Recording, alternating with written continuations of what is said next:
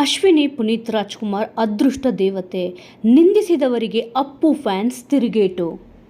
IPL ಇತಿಹಾಸದಲ್ಲೇ ಇದು ಚಿನ್ನದ ಅಕ್ಷರಗಳಲ್ಲಿ ಬರೆದಿಡಬೇಕಾದ ದಿನ.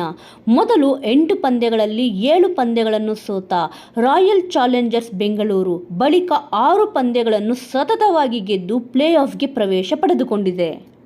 ಆರ್ಸಿಬಿ ಮೊದಲು ಸತತವಾಗಿ ಸೋತಾಗ ಸಾಕಷ್ಟು ಟೀಕೆ ವ್ಯಕ್ತವಾಗಿತ್ತು.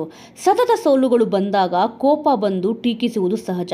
ಆದರೆ ಕೆಲವು ಕಿಡಿಗೇಡಿಗಳು ಅಶ್ವಿನಿ ಪುನೀತ್ ರಾಜ್ಕುಮಾರ್ ಅವರನ್ನು ನಿಂದಿಸಿದ್ದರು. ಅಶ್ವಿನಿ ಪುನೀತ್ ರಾಜ್ಕುಮಾರ್ ಐಪಿಎಲ್ ಆರಂಭಕ್ಕೂ ಮುನ್ನ ನಡೆದ ಆರ್ಸಿಬಿ ಅನ್ಬಾಕ್ಸಿಂಗ್ ಕಾರ್ಯಕ್ರಮದಲ್ಲಿ ಭಾಗವಹಿಸಿದ್ದರು. ಆರ್ಸಿಬಿ ಜೆರ್ಸಿ ಬಿಡುಗಡೆ ವೇಳೆ ಅಶ್ವಿನಿ ಪುನೀತ್ ರಾಜ್ಕುಮಾರ್ ಹಾಜರಿದ್ದರು.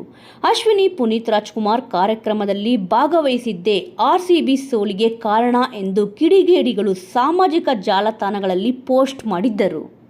ಕೆಲವರ ಇಂತಹ ಹೀನ ವರ್ತನೆ ಬಗ್ಗೆ ಸಾಕಷ್ಟು ಟೀಕೆ ವ್ಯಕ್ತವಾಗಿತ್ತು. ಅಪ್ಪು ಅಭಿಮಾನಿಗಳು ತೀವ್ರ ಆಕ್ರೋಶ ವ್ಯಕ್ತಪಡಿಸಿದ್ದರು.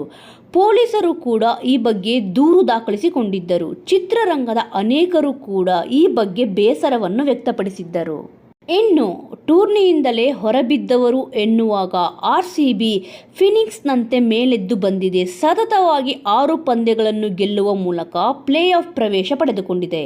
ಐಪಿಎಲ್ ಇತಿಹಾಸದಲ್ಲೇ ಇದು ಶ್ರೇಷ್ಠ ಕಮ್ಬ್ಯಾಕ್ ಎಂದು ಹೇಳಲಾಗುತ್ತಿದೆ.